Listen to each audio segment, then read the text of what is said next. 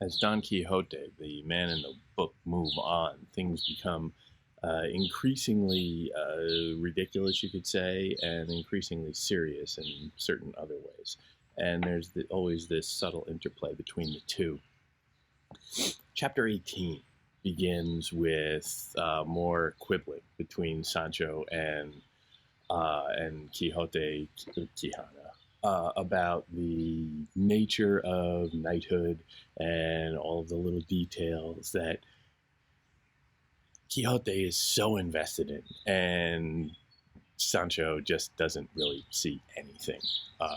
Doesn't understand anything, has never read any of the stories, he cannot read. So none of them make sense to him. None of these abstruse rules and culture make any sense to him, who is a very practical person. He just, he deals in what he can touch, what he can see, what makes common sense to him, and very little that is presented to him about the knightly realities of the world makes sense, because they're not realities. They are fantasies. They are confections of a somewhat disordered mind, you could say. And he sees no applicability to it. And that contrast between reality and fantasy and imagination is brought into immediate and repeated conflict throughout the story, but in chapter 18, in one of the more famous set pieces, where the two of them are trotting along, and they see on one side or off in the distance, a mountain, or not a mountain, a large cloud of dust. And then they look off in the other direction, they see another large cloud of dust. And you can't really see anything. We can't, certainly, but neither can Quixote or Sancho. But Quixote immediately sees that and says, those are armies. Those are armies of knights, and they're coming to clash, and here is a moment for us to be heroic. And Sancho is kind of in the position that we are at that point, significantly, where we don't really know what it is either.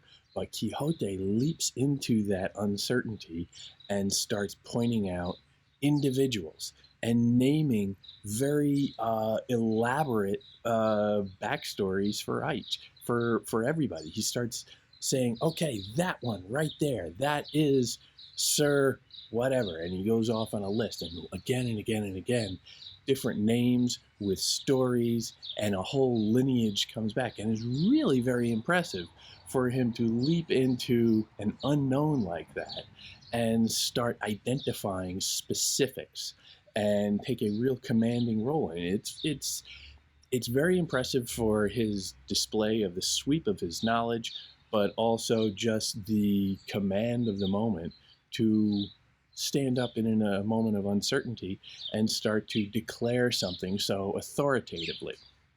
It is, of course, all hooey. And as these crowds get closer, as the dust gets closer, and all it is just this wall of dust, an unknown coming at them, it becomes clear to the narrator and to Sancho that these are not armies, they are herds of sheep. And sheep are coming at them and kicking up a lot of dust along the way, but certainly nothing particularly threatening. Quixote does not see this. So he sees the armies coming, he says, this is our time to go in and prove ourselves, and so he charges. And he goes in and he starts with the lance spearing every knight that he can see and slashing at them with his sword and just killing sheep by, significant numbers. And you have another very funny dynamic of Sancho realizing, like, wait a minute, That's not an army. Those are sheep, sir. Do you realize those are sheep? And he runs after them, and it's the familiar thing. It's the same thing essentially as the windmills, with a slight twist at the end. Well, it's not even in the end; it's in the middle. When he charged the windmills, all he did was really bang himself up. But here he's running in and he is killing sheep. Now, killing sheep, it's not like he's committing murder of a human being, but he is going in and shedding blood. There is a certain distasteful quality about this, him going in. And certainly the shepherds come in and he is taking away their livelihood. He is killing their livestock, quite literally. And this can escalate quite ugly. He does not have to face those consequences. The shepherds just come in. They don't really engage with him at all. They just sort of get their sheep away from him until they get him away, and then they start pelting him with some rocks. And he decides he's going to take a swig of his famous elixir that will,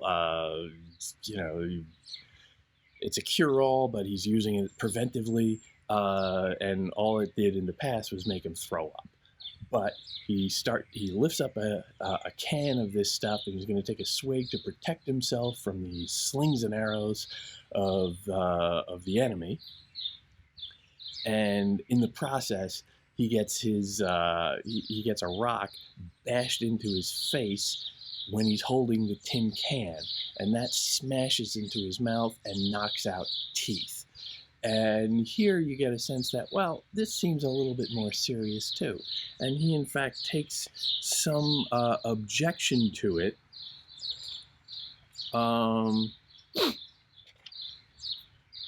When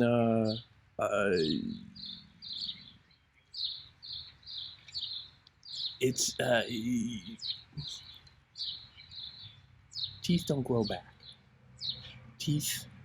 The loss of teeth is a sense of permanent consequences. And teeth, perhaps in, especially in the 16th century, might be a sign of some sophistication, because certainly dental science was not particularly good and was largely inaccessible to the poorer classes. So here he suffers a cost. And this is troubling. This is a problem for him. He spits out blood. He takes a swig of his elixir, and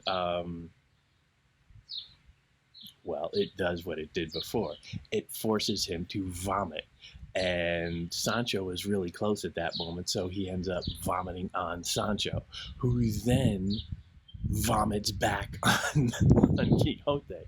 And this comic moment of them is both very funny. It's a classic scene, if you will.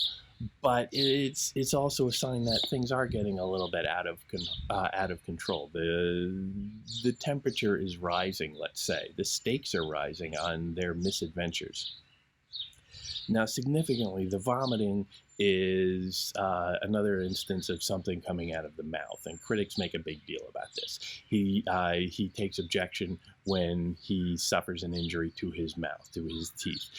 He is constantly using his mouth to produce words that are often, extraordinarily profuse, but ridiculous. His long list of the knights who are attacking him is this great oration of knightly history, and it is all hoo-ha. And you see this eruption of his mouth. I believe they use the word eruption as just an extension of that oral assault that he's always making on the world. Not through language here, but through a mute language of a symbol, which is a vomit. Instead of vomiting words, he is now vomiting vomit. And this is just one more sense that things are itching up just a little bit.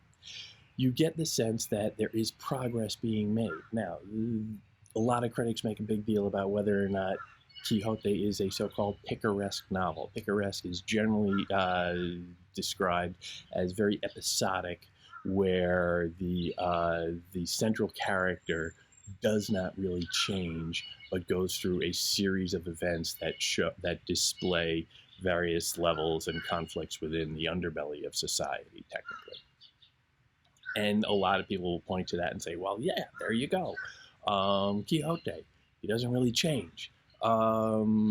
Here, I think you can see that there is some development.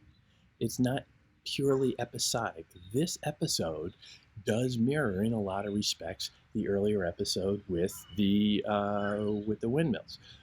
But there is a sense of greater stakes. There is a sense of greater cost. There's a sense of permanence. At the end of the windmills episode, he was banged up, but they healed. And in fact, later on, he's at certain points in his episodes, he has been after one of these calamities.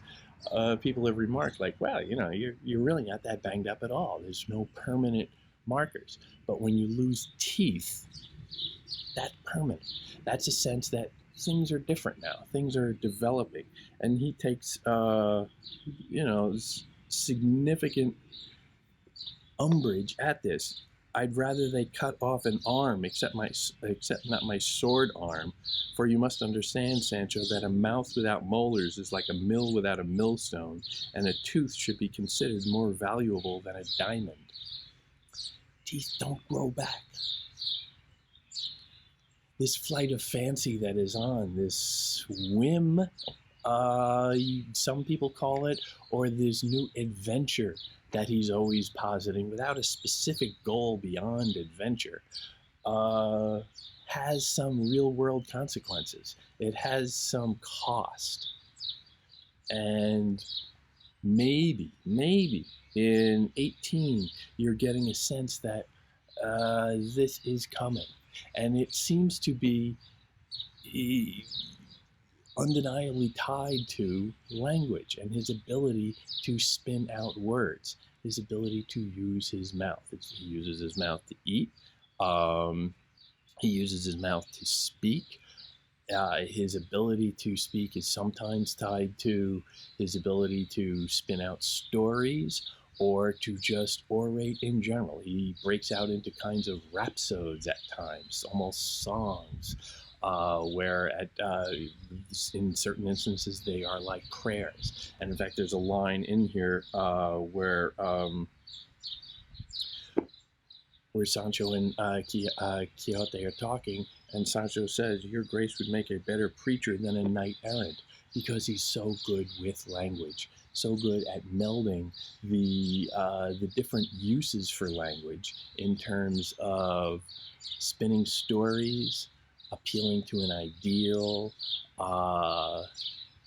conjuring images through words, which is what the book itself is doing. The book itself is just a conjuring. They're just taking mere words and trying to whip something up out of nothing. And that's what he does, that's what they do. And by pointing out that, well, Quixote does that, and it's certainly very dangerous and it has a cost, well, maybe you, idle reader, sitting there leafing through this, smiling along, don't realize that there's a cost. Don't realize that there are significant consequences to this flight of fancy that you are on. And maybe you think that this is all just objective and, oh, I would never get so carried away. But here you are, and you're turning the pages. And whether you like it or not, there's a consequence to that action.